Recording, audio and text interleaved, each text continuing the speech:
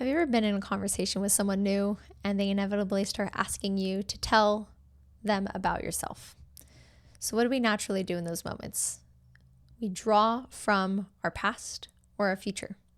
We start naming these different identities that we held: a sister, a mom, a brother, a cousin, an aunt, a friend, right? We start describing things that we've done in our lives. Oh, I've traveled to this. I have this passion. I enjoy reading books. I love these things. But as we really sit with that question, and a lot of this inquiry for me is coming from this incredible book, Awake by Angelo Dilulo, which I am rereading, in the process of rereading. And the way that he defines it is he talks about a corridor. And so if you imagine that there's a corridor of your life, in front of you, this corridor extends to eternity. That's your future. And as you look back, it extends to eternity behind you. That's your past. But you yourself are standing in the middle of this corridor in what, inevitably is the present moment.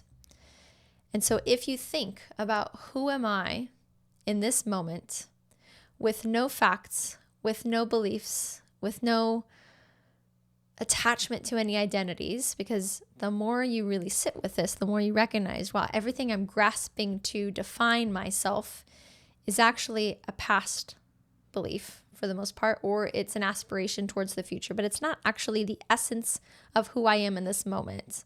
And this is really coming up for me because as I connect with new people more regularly these days, I notice this resistance to the question, tell me about yourself. Who are you? Because as I immediately do my best attempt to share the essence of my soul, I realize it's very hard to communicate who I am without naturally attaching it to certain labels. And it wasn't until I really allowed myself to sit in certain meditations with, again, this very nice visual of the corridor and who am I being in this moment? And would there still be a Stephanie? My name is Stephanie. Would there still be a Stephanie if I didn't have these past experiences or these future ambitions? And there would be. I would still be here.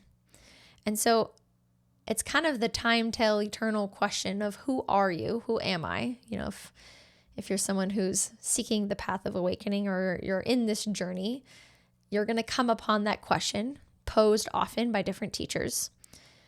But for whatever reason, as I was rereading, again, this book by Angelo Dilulo, I really appreciated how he was describing this. I want to find a little segment that I can read for you. So give me a moment to find that. So he writes, in the way that we recall facts about ourselves from our internal timelines, we never actually refer to this moment. We refer to a thought. So these facts that define our life are never derived from this exact present experience. Isn't that sort of bizarre? He goes on to say, in truth, all of what we know about ourselves is fact-based, and those facts can only be supported by referring to the past and the future in thought. So just allowing yourself to sit with that. Everything that I know about myself is actually just a thought about who I am. And it's the continued narrative and attachment to that thought that creates the reality in the 3D. I'm going to read a couple other passages just to bring this point home. Neither the past nor the future portions of your life are right in the portion of the timeline in which you are currently standing, aka the present moment. If every single defining fact and event about who I am can only be found in the past, behind me in the corridor, or in the future, in front of me in the corridor, what am I right now? What am I without all those facts and experiences that always seemed to define me? What can I find right here that is somehow provable to be me without looking into those corridors of the past or the future? And my invitation here, and something that I'm going to be taking up more I'd say more intentionally, is really allowing myself to sit. Because I used to practice this, but it was so elusive, just asking that question, who am I? Who am I? And then my brain would just run off into different thoughts and beliefs, right? And I enjoyed the tracks of narrative that occurred there. But with this new visual of the corridor and really recognizing that every belief about myself is merely a thought, was merely a thought at one point in time, And none of it can actually be validated in this present moment. Like I would have to, in order to tell you that I was a mom right now, I would have to show you, I would have to go to my past to bring something forward to the present moment to show you, right? Or I'd have to go, oh, well, come meet me tomorrow and I'll bring my son, right? Something in the future. But in this exact present moment, my identity as a mom is just a thought. And that's kind of wild to really sit with, right? To really go deep into, like, where am I attaching myself to this identity and what is it leading to in my habits and my behaviors? And I'm saying mom, but for you, it could be I'm a good person or I'm a bad person, right? Where are we limiting ourselves with our own beliefs and thought patterns? So who am I in this exact present moment? What am I?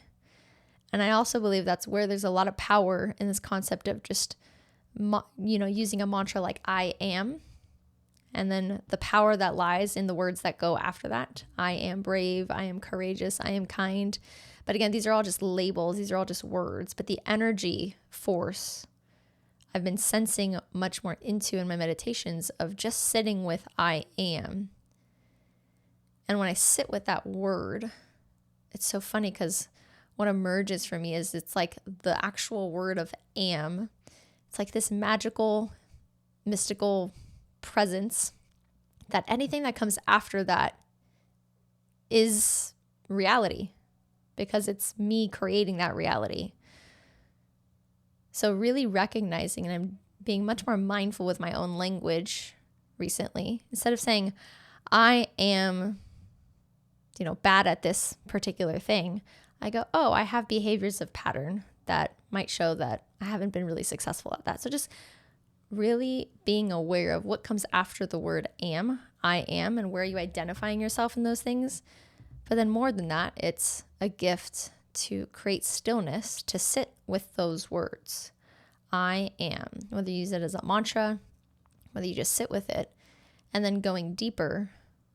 I think I heard in one of Adyashanti's books, who I'll also be referencing more in some of these videos, it was like the concept of awakening too, when you're really sitting in that place of asking the question, who am I? Initially what happens is you're not actually, and this landed for me when he described this, you're not actually looking for an answer to the question. So anytime your mind creates thoughts around an answer, that's not it. That's not who you are. Because again, it's just a thought. It rises and it evaporates.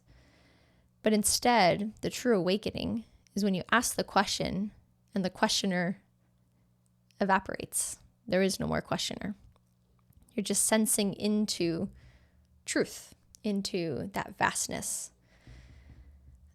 I also think of Rumi's quote, if you're seeking, what you're seeking is seeking you. And I actually want to adapt that. It's like what you're seeking already is you. And it's like allowing ourselves to really sit in that space of knowing, in that space of truth for ourselves.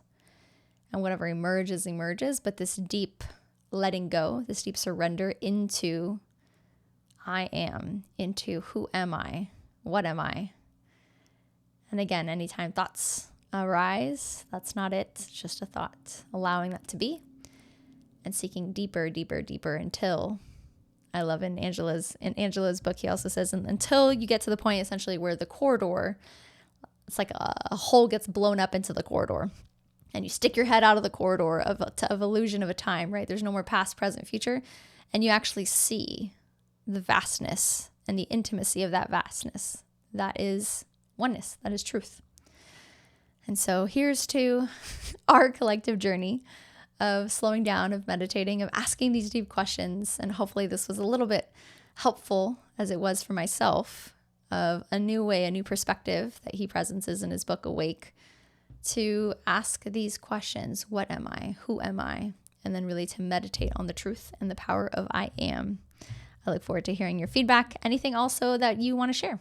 Any insights in the comments below to share your own insights on your own journey, practices or things that have been meaningful to you. And I look forward to sharing with you also different authors and resources that have been supportive to my own journey of awakening. Be well, my friends.